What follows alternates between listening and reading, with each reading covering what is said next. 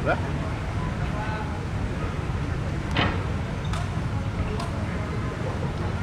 Yuk, udah bisa mulai?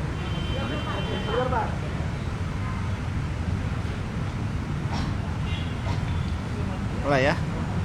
Assalamualaikum warahmatullahi wabarakatuh. Salam, Om Swastiastu, Nama Budaya, Salam Kebajikan. Selamat siang dan salam sejahtera buat kita semua. Pertama-tama, marilah kita senantiasa mengucapkan syukur alhamdulillah kepada Allah Ta'ala, Tuhan Yang Maha Esa, karena kita masih berikan kesehatan, umur panjang, dan juga karunia-Nya sehingga dapat menyaksikan acara launching dari Danantara.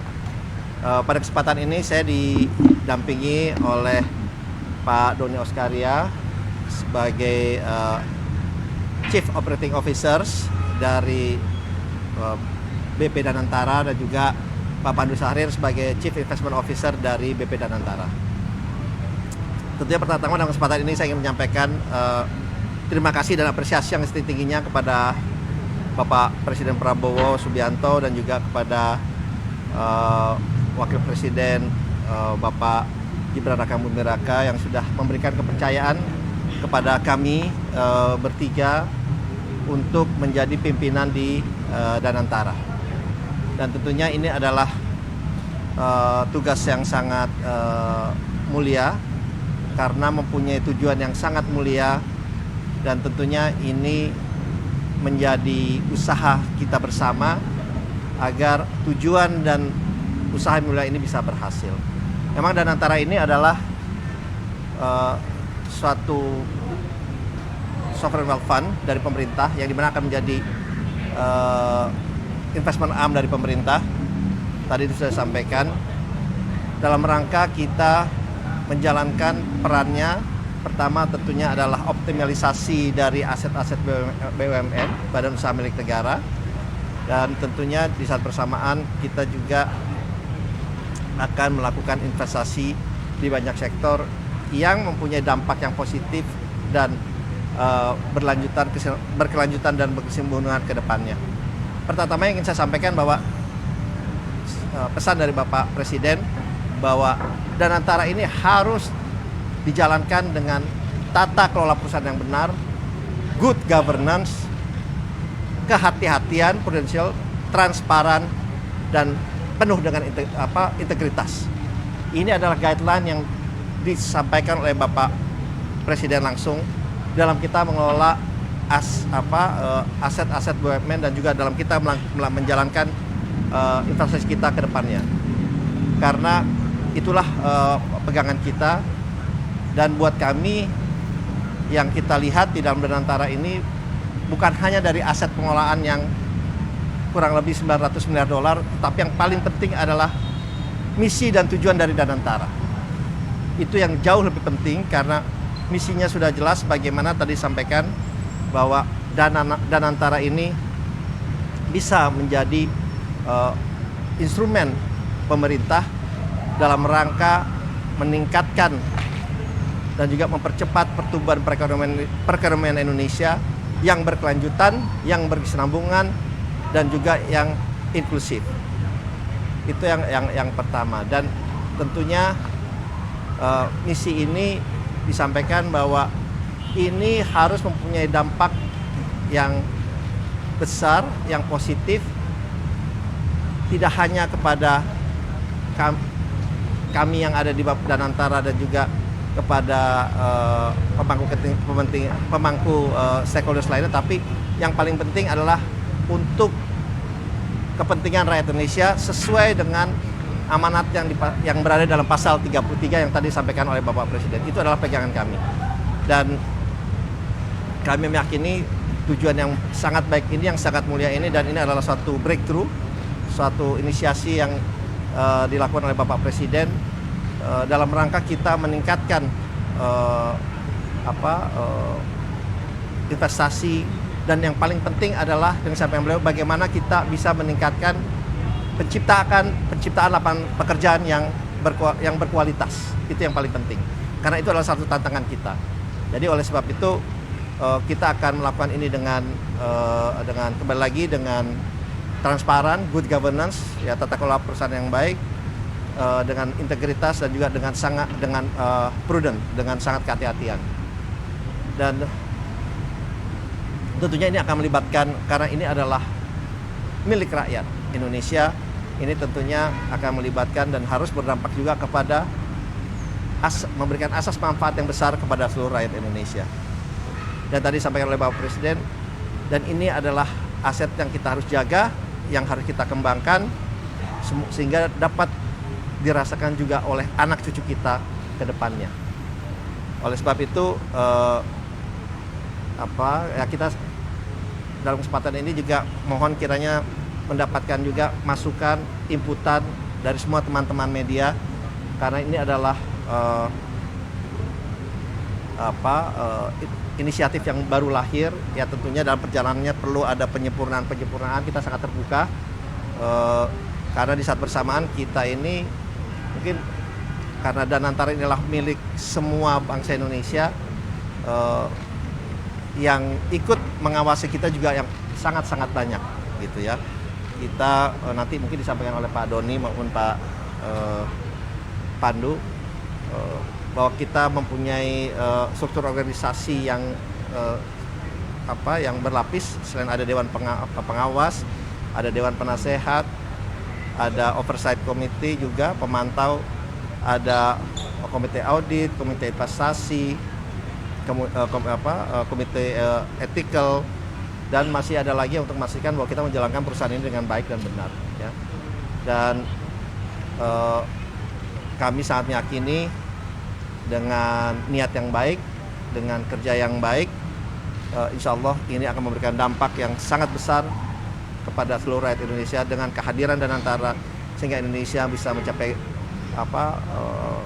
bisa mempercepat pertumbuhan ekonomi mencapai 8% yang dicanangkan oleh pemerintah, dan kita menjadi negara dengan pendapatan high income country di tahun-tahun berikutnya. Mungkin awalnya dari saya seperti itu dulu. Terima kasih. Pak, izin pertanyaan Pak. Izin Pak Rio dari CNN, ada dua Pak. Yang pertama soal pengumuman struktur di Danantara itu kapan akan dilakukan, dan mungkin boleh dibocorkan sedikit soal siapa-siapanya Pak. Terus yang kedua, tadi Presiden di dalam juga sempat mengingatkan secara keras soal audit, pentingnya audit Pak. Nah ini nanti turunannya akan seperti apa? Apakah mungkin bisa dilakukan audit secara berkala begitu, dibuka kepada siapa saja atau bagaimana?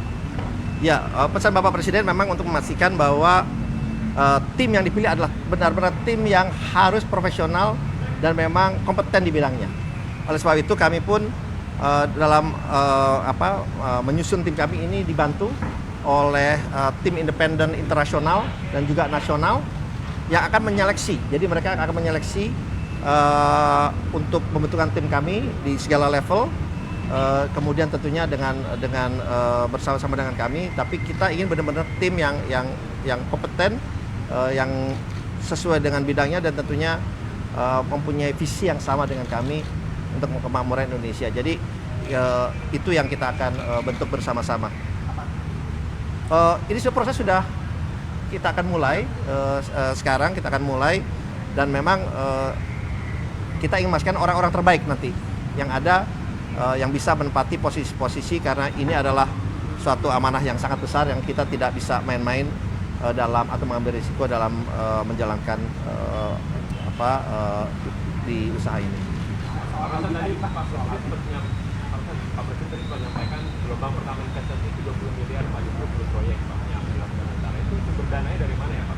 Kalau boleh ada timeline apa itu mungkin ada timeline untuk proyek-proyek itu kapan? Ya memang disampaikan tadi betul, tetapi pesan Bapak Presiden juga kami bahwa jalankan ini dengan sangat hati-hati ya, dengan tetap mengacu kepada business practice, karena kita benar-benar mau mengambil standar yang tinggi, standar internasional dalam kita menjalankan Danantara ini ke depannya. Dan oke. Ntar saya jawab dulu, belum selesai. Pak, nanti pembagian tugas antara Pak Doni dan Pak Pandu, ada tugas pembagian kerja antara Danantara dan Kementerian BUMN, nantinya gimana Pak? Dan mengelola Ya tadi saya sudah sampaikan CEO-nya Pak Doni Oskaria, CEO-nya yang bertanggung jawab pada investasi adalah Pak Pandu, ini sesuai dengan bidang masing-masing, dan saya adalah grup CEO-nya ya. kemudian perannya dengan BUMN kita sebetulnya sangat erat dalam hal ini, karena memang 99% kepemilikan ada di Danantara, tapi 1% kepemilikan saham seri A atau saham merah putih itu ada di Kementerian BUMN.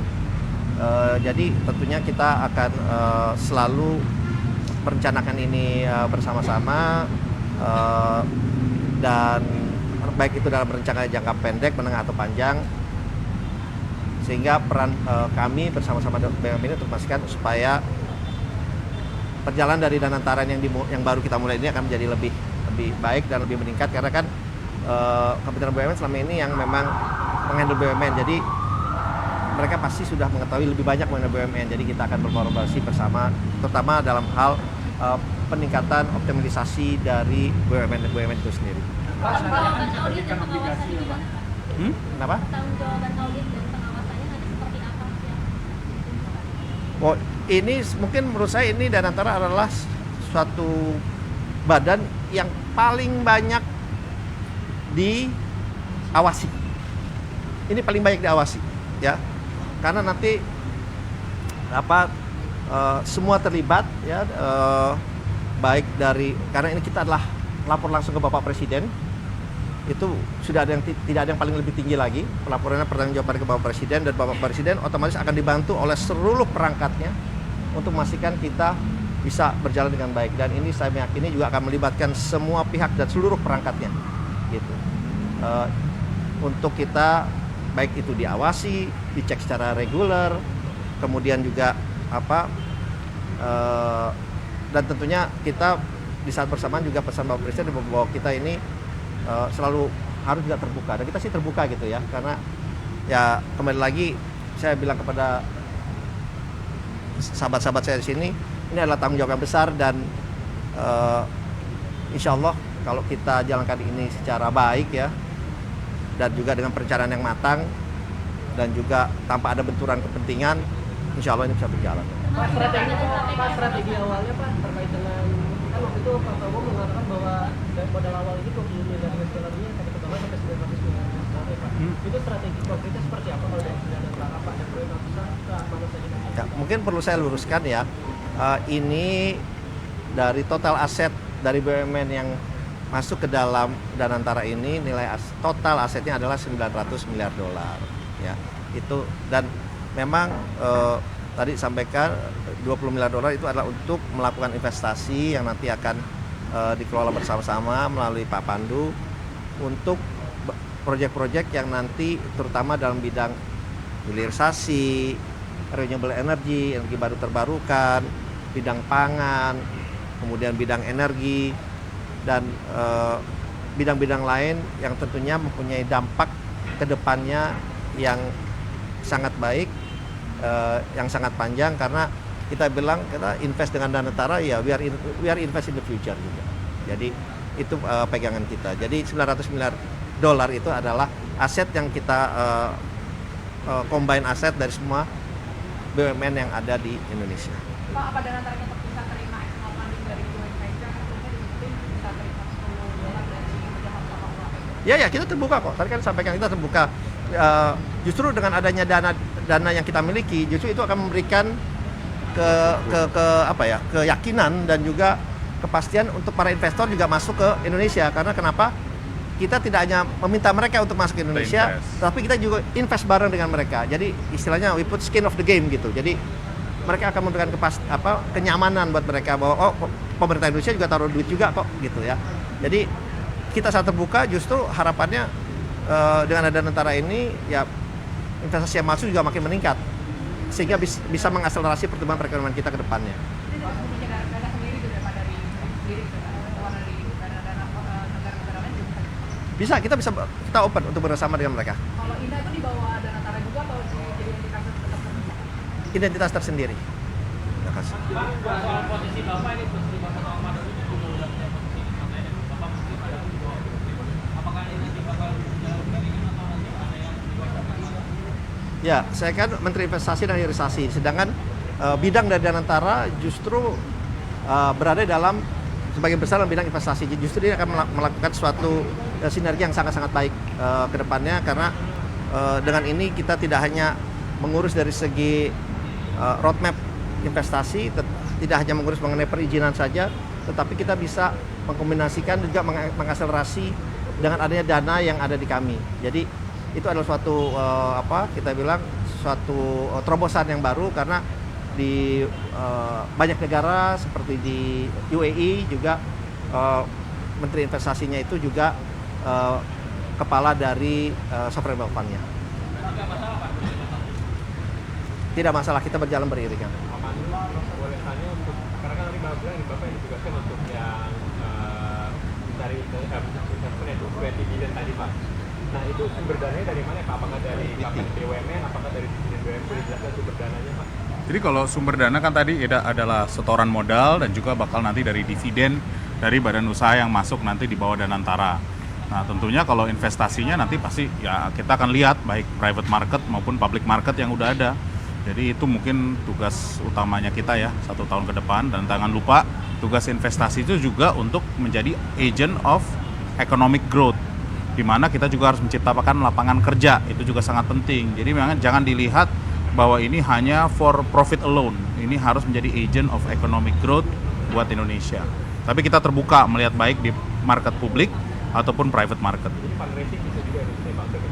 Kalau itu kan buat nanti bisa di match, apakah tadi dibilang soal joint venture ataukah ada ingin investor asing ingin ikut dengan kita. Tapi yang tadi seperti Pak Rosan bilang, we have skin in the game, kita yang bisa lead dari sisi transaksi-transaksi yang mungkin kita akan masuk investasi. Sorry Pak, tadi kalau dibilangnya dari dana Danantara sendiri atau? Dana sendiri, ini uang sendiri. Dananya dari Danantara untuk berinvestasi. 20 billion itu Pak, dari setoran awal? Dari setoran awal dan nanti dari dividen. Kan dan dividen kan setiap tahun. Jadi Danantara ini kan baru baru mulai, ya kita akan bertahap menginvest, dan itu nanti insya Allah ya bergulung gitu loh. Pak, sejauh ini kan baru 7 BUMN yang menjadi katalis seluruhnya.